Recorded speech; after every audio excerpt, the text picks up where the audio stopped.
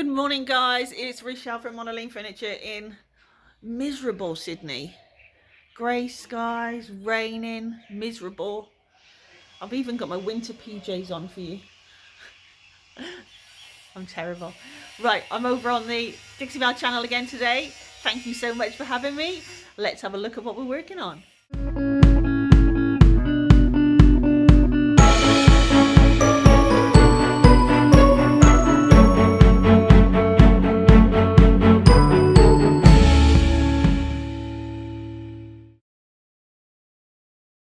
So this is a piece that I actually worked on a few months ago for myself, and I kept it. Sorry about any noise in the background, they're doing work, the neighbours. I believe this was in Dixie Belle Deep Sea. Don't quote me on that though. Anyway, it's time for makeover because the last piece I did I kept, which replaced. So I'm going to be using, the base is going to be buttercream. And then I'm going to do some dry brushing over top with these colours. I might throw in some yellow or red too. I'm not sure. But anyway, that's the direction I'm going in. So firstly, I'm going to get this buttercream on. Right, so I've got 2 coats of the buttercream on there now. And now I'm just going to look at doing some dry brushing. The brush I'm going to use is a Dixie Belle Premium chip brush. It's just got a nice, it's going to give me a sort of a rough finish, not going to give me the smooth finish. I haven't sanded this because I'm quite happy to have a little bit of texture on it. So the colours that I'm going to be playing with at this point is Chalk Mineral Vintage Duck Egg, Chalk Mineral Palmetto, and Chalk Mineral Antebellum Blue. So I'm just going to put a little bit of that, each of these. Sorry about the noise, if you can hear it. I keep going inside and then coming back out and hoping that it's stopped, and then it starts again. So I'm just going to roll with it. I'll record for as long as I can. So I'm just going to put a bit of each of these onto here, start dabbing, and then we'll get going. That's actually more of what I do want. There, I'm going on the side now.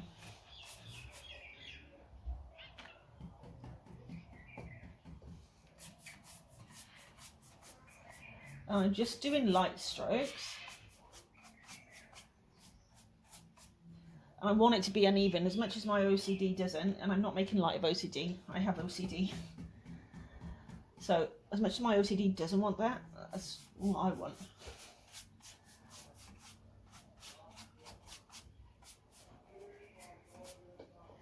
Okay, I'm getting there now. Yeah, so I'll just show you this side. This might be a practice side, and I might end up going over it completely once I figure out what I want. And then do the other sides how I actually want it. But I think we're getting there. Definitely better to have your brush on the vertical, I think. I love these brushes.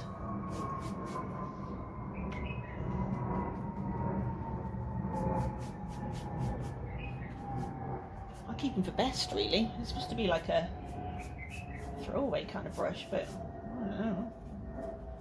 I don't think so. We've got the word premium in, so. Right, what colour shall I go with now? Let's try and get a bit of pink on there now and see how we go with that. Right, so I'm not waiting for it to dry there, obviously.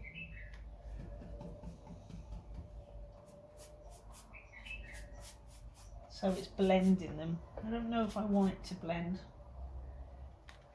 Like I say, this is trial and error. I'm just going to see what I get and go from there. I quite like it blended.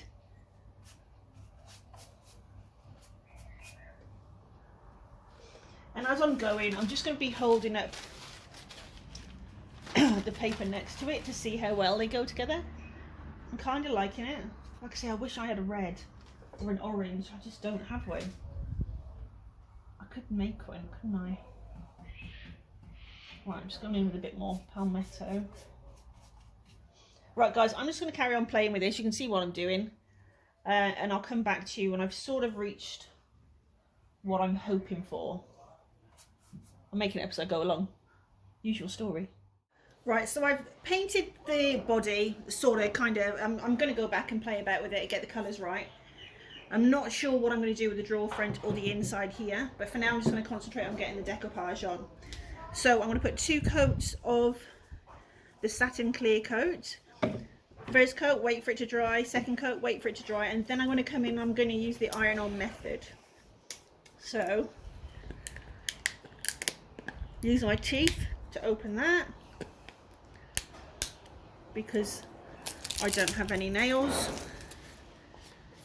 I'm using my angled brush to put it on, not because I need an angled one, just because it's all I've got to hand. So it's the mini angle. And I really love the satin, it goes on really easily. It's like the consistency of milk. Creamy milk. Look at it, it's lovely.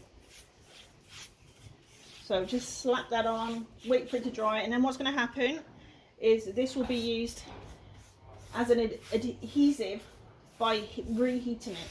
So we're not going to add the decoupage paper to the wet top coat. You can actually use it as a glue that way, but you're more likely to get crinkles if you do it that way, and I don't want the crinkles necessarily.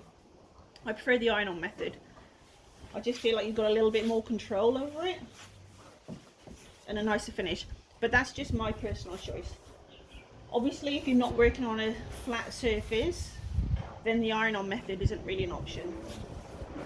But on a nice surface like this, iron-on is perfect.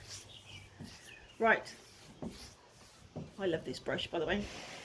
So I'm just going to wait for this to dry. I'll stick this in some cling wrap so it's ready for me to come back and do the second coat. Right, this is dry. I'm going in with my decoupage paper. So what I've done is trim off this edge and this edge. I'm not bothered about these because I'll just leave them hanging over and then I'll sand it off afterwards. So I just want to get as much of it on as possible because I need to use, I've got 3 sheets which should be enough to do this entire piece. If it's not, I'm in trouble. So, and then a greaseproof paper on top and your iron. I've just got a little craft iron. If you use a household iron, that's fine too, just don't have it on the steam setting. That moved a little bit then. It's a bit sticky because I just dropped it on paint. This wind isn't helping me today. Will be good. Okay, let's start. So the iron doesn't get very hot. Just having it, just putting this, the paper between the iron and the decoupage paper just helps protect it. Saves you burning it. Oh, this wind. This weather is not on my side today. So I'll just get this one down so you can see it sticks down really quickly. I just love this method. You get such a nice finish with no wrinkles. Right, so I'll carry on doing the other pieces here. I'll cut them to shape, to size, so I make sure that I get everything. And then with whatever I'm left over with, I'm going to decide what I do with the front. I'm not 100% happy with how it's looking at the moment. So, yeah, we will see. I shall come back to you. Right, that's all down. Really happy with that. So all I'm going to do now is just go around the edges and sand off the excess. Just gently sand it off. Luckily I've got a nice definite edge on this one, so it should come away quite easily and give me quite a neat finish. And you see it just peels away. Nice. Oh, I need to stick that bit down a bit more. So after this is done, I'll then go over with another top coat. If it wrinkles again, which sometimes it does when you put the top coat on again, just iron it back down and we're good. Then I just need to go over and seal the body. I'm still also not sure if I'm 100% happy with the body. So It may be a different colour by the time you see it. But in terms of the decoupage, we're pretty much done here. And I'll be back when she's finished. She's looking a bit different. I could not get my head around the colours. I just couldn't. It was really too hard for me. So I've gone over with one coat of caviar, and now I'm going to distress it for the colours to pull through. Let's see if that works. My husband just came home and the dogs went nuts. So what I'm going to do is just sand this so the colours come through on this Bailey. So the colours come through, so it's still a little bit rustic. I'm keeping the texture that the dry brushing brought because I really like that. But I just couldn't get my head around the colours. So I'm going to distress it real good. So I've just got, this is a 120 grit. So that in itself will sort of create texture. It's not a really smooth grit.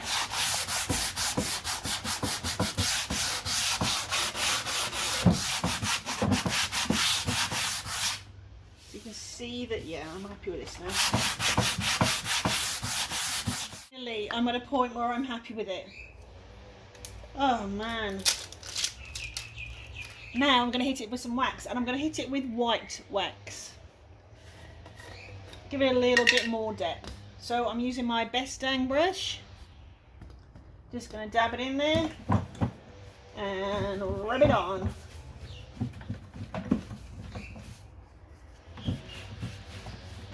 Oh, yes. It took a long way around, guys, didn't I?